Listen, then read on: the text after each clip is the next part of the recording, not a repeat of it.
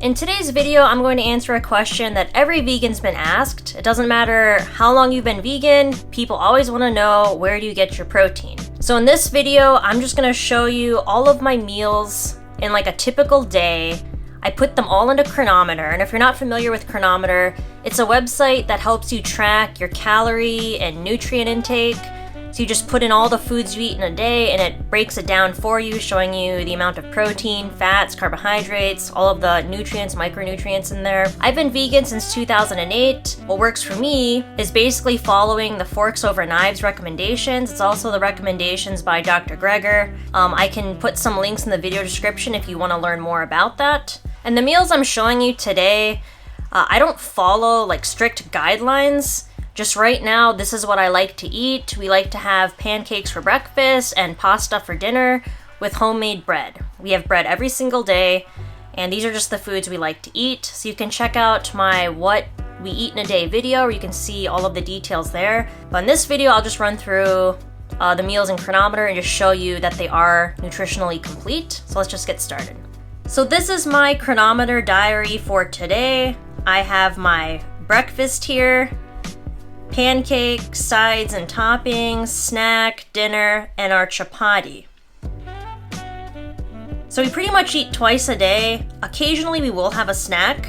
And here I have like apple and walnuts. That's a nice snack that I like to have. So in Chronometer, to put in the foods, you just go add food and then search for the foods you want to put in. And then if the food isn't in there, you can always add the food and then read the nutrition label and put everything in. So like for breakfast, I put in half of the pancake recipe. I normally cook a full batch of pancakes, and then Kuba and I roughly split them. So usually Kuba will eat slightly more than half of the pancakes. I will eat slightly less, but this will just give you a good estimate. So this amount here is just half of the pancake recipe, and it shows you the calories here. And then down below we'll have all the other information. And with pancakes, I like to have them with peanut butter and jam. And then we'll have a bowl of fresh fruit as well, so that's listed here under the sides and toppings. Snack, apple with some walnuts. And then dinner, we cook the one pot pasta every other night. Like tonight, I'll have about a quarter of that recipe, and Kuba will have a quarter. So he eats a little more than a quarter, I eat a little less, but this will just give you a good estimate on that. So that's why some of the amounts in here are a little weird, because I had to divide them into 4. We use half a head of cabbage in one batch. So that means tonight I'm gonna have, what's a quarter of a half? A 16th of the cabbage, I think.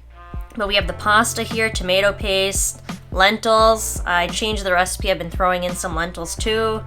And then I always top our pasta with a tablespoon of tamari and then fortified nutritional yeast. So one serving of this is around, I think it's a tablespoon of nooch. And then lastly, we have bread, homemade bread. And that varies from the whole wheat chapati to the white pita bread. But we tend to make chapati more often just because it's easier to make and you don't have to wait for it. So with the chapati, I'll have half of that recipe. So that's the amount that you see here. And then down here it shows roughly how many calories I've consumed. So if you notice with the protein here, I have 196% of my daily protein achieved. And you can see here it's primarily in the whole wheat flour, 93%. And then pasta, peanut butter, lentils. So protein is available in many foods. It's not just in foods like meat or tofu or beans. You can get it in pasta and bread and flour, stuff like that. And see, even here, bananas even have protein. Pretty much every food has protein, apart from like oil and white sugar, stuff like that. Plenty of carbs, of course, that's the bulk of my diet. I try to avoid oil as much as I can. I'm still getting plenty of fat here, and this is coming from peanut butter, walnuts, even the whole wheat flour contains fat. And even the apple, bananas have fat in them, so it's plenty of fat here. Even if you don't want to eat peanut butter or walnuts, you will still get plenty of fat in foods like whole wheat flour, pasta. And then there's flax seeds, and there's even fat in fruits. So you really don't have to add additional oil to your food to make sure you're absorbing fat-soluble vitamins like A, D, E, and K. Down here you can see that I'm reaching 95% of my targets, plenty of fiber, iron, calcium, vitamin A, vitamin C. B12 is coming from fortified nutritional yeast, so that's what I take to get B12. And these are all of my targets here. So it's fairly complete. This isn't 100%, and like this one isn't either, but everything else is complete. And so even though I'm not hitting every single target at 100%, I'm not concerned about that because I take into account the whole year of eating.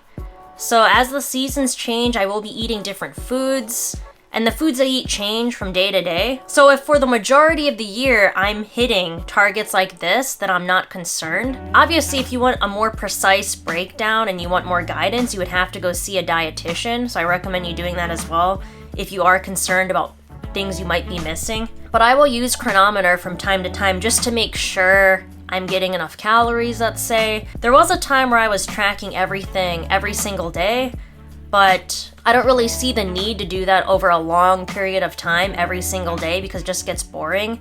And I don't really need to know how many calories I'm eating exactly. It is smart to use Cronometer if you're new to a vegan diet. That way you can just ensure that you're eating enough, because some people might not be eating enough calories and they're going to be hungry. And even here, it's saying that I'm eating more calories than I need, but I don't really care. My weight has actually gone down through the years. My highest weight was 145.5, and now I'm at 112.6. That's a pretty dramatic weight loss. But that was over a long period of time. That was 2015. And it has fluctuated a little bit in the past, see? But not too much. And I personally don't pay too much attention to like how many calories I should be eating. I just eat until I'm satisfied, and I avoid oil, and I just eat the foods I like. And obviously I'm staying away from like the packaged processed foods just because we're avoiding plastic.